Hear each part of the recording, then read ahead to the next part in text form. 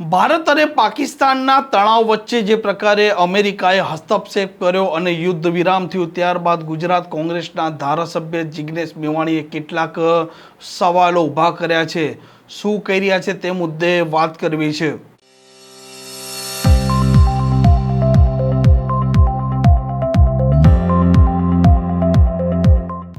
नमस्कार, आप जो રહ્યા છો હોટલાઇન ન્યૂઝ। હું છું આપની સાથે તોફિક ગાંચી।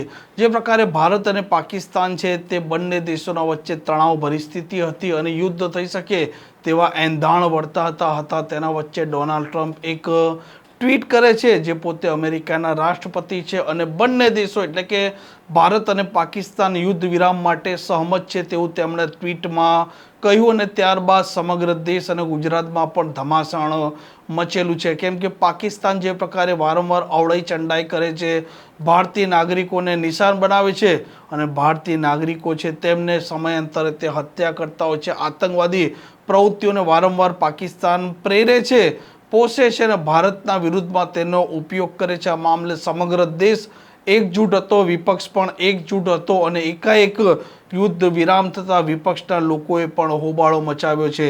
ગુજરાત કોંગ્રેસના વડગામના ધારાસભ્ય જિગ્નેશ મેવાણીએ પણ કેટલાક આકરા સવાલો ઊભા કર્યા છે। सीमा पर खड़े हैं और आपकी हमारी सभी की इस मुल्क की सुरक्षा का काम करते हैं।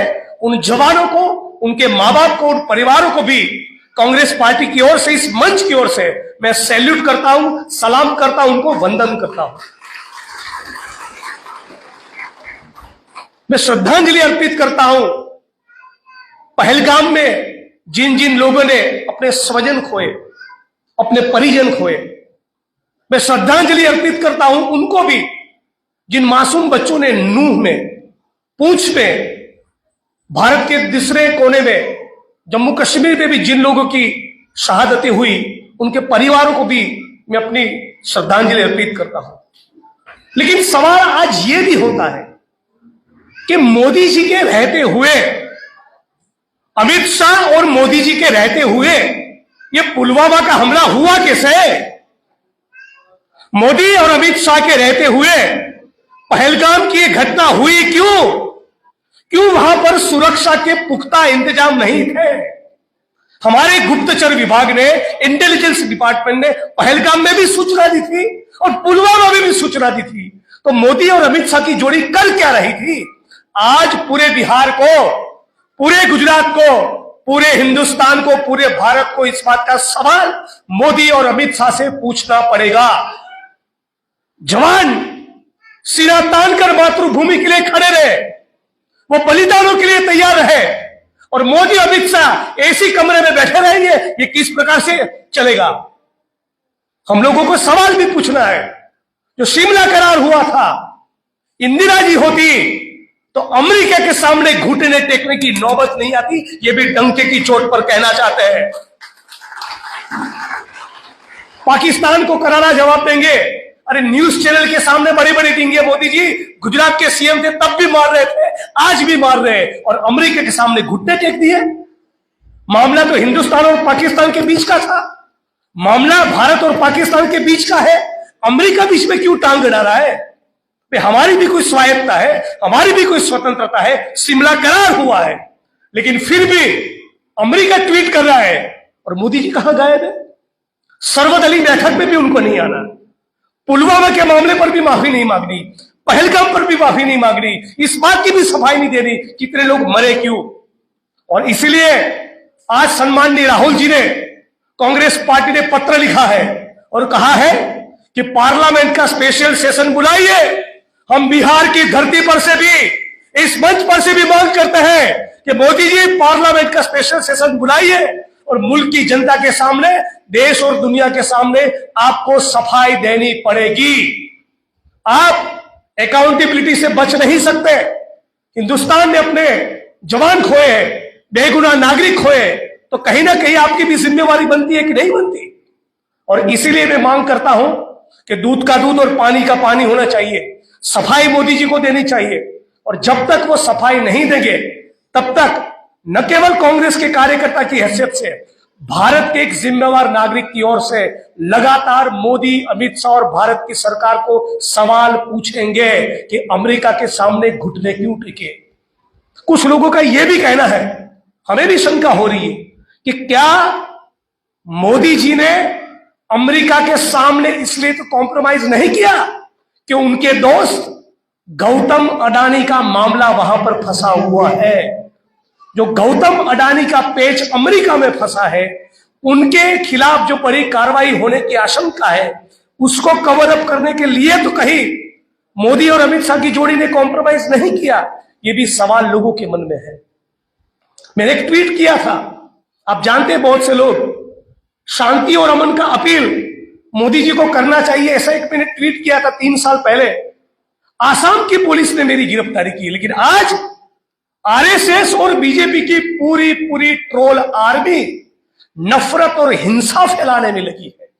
ये जो वॉर का जो माहौल है, उसका पॉलिटिकल लाभ कैसे मिले, उसके बारे में लगातार ट्वीट कर रही है। और मीडिया वाले इतने बेगैरत, इतने बेशर्म हो चुके हैं, शर्म आ रही है इनको पत्रकार कहते हुए। इतना झूठ, कराची पे कब्जा कर दिया, इस्लामाबाद, क्या लैंग्वेज है, किस प्रकार की भाषा का प्रयोग आप कर रहे हो, इतना झूठ, सरासर झूठ फैला रहे हो। फिदायिन हमला हो गया। और जब हमारी जांच एजेंसियां कुछ नहीं कह रही है, हमारा ऑफिशियल भारत सरकार का कोई निवेदन नहीं आ रहा है, आप इतना लगातार रात दिन जो झूठ फैलाकर, मुझे लगता है कभी कभी मीडिया वाले, कुछ चैनल वाले, अखबार वाले अपना मुंह बंद रखे ना, ये भी बहुत बड़ी देश सेवा है।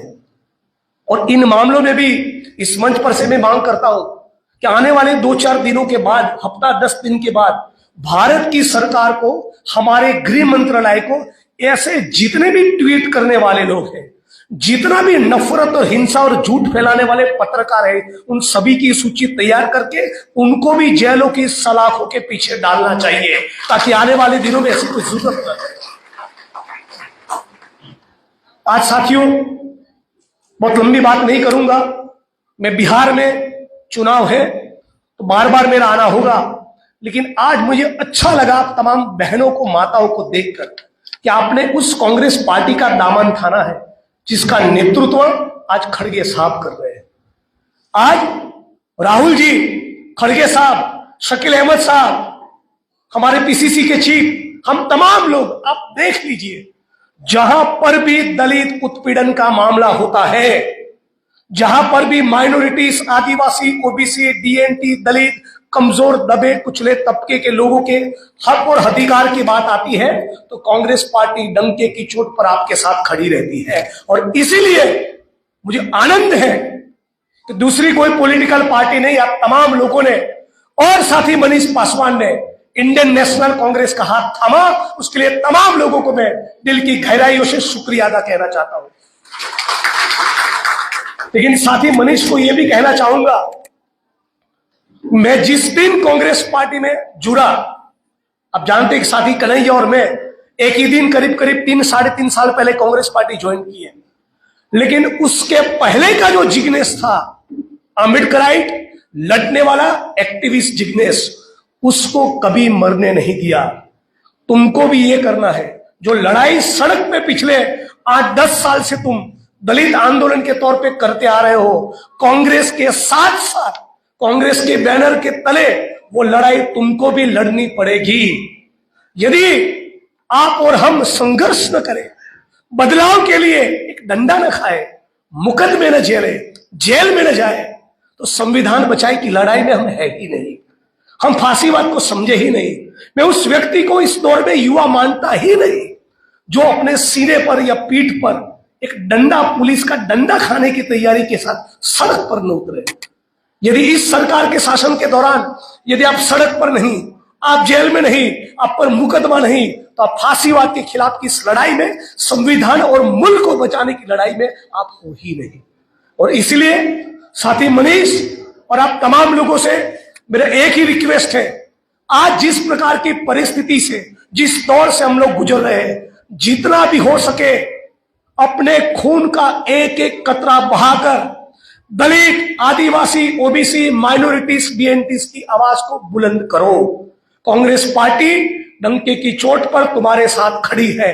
खड़गे साहब आपके साथ खड़े हैं, सम्माननीय राहुल जी आपके साथ खड़े हैं। राहुल जी ने कहा था, लिख कर ले लो, जाति जनगणना करवा कर रहेंगे। कितना भी घमंड था, मोदी का घमंड टूटा, भारत सरकार को भी जाति जनगणना करवाएंगे, ये अनाउंसमेंट करना पड़ा। मैं अपनी वाणी को विराम देने से पहले आप तमाम लोगों को केवल एक बात कहना चाहता हूं, विशेष तौर पे डीएनटीज, मुस्लिम, आदिवासी, ओबीसी और दलित समाज के बहुजन साथियों को આ પ્રકારના સમાચાર, આ પ્રકારના અહેવાલ માટે હોટલાઇન ન્યૂઝને ચેનલ જોવાનું ને સબસ્ક્રાઇબ કરવાનું ભૂલતા નહીં. નમસ્કાર. આવા પ્રકારના વિડીયો તમને જોવા ગમતા હોય તો હોટલાઇન ન્યૂઝ ચેનલને લાઇક, શેર અને સબસ્ક્રાઇબ કરો.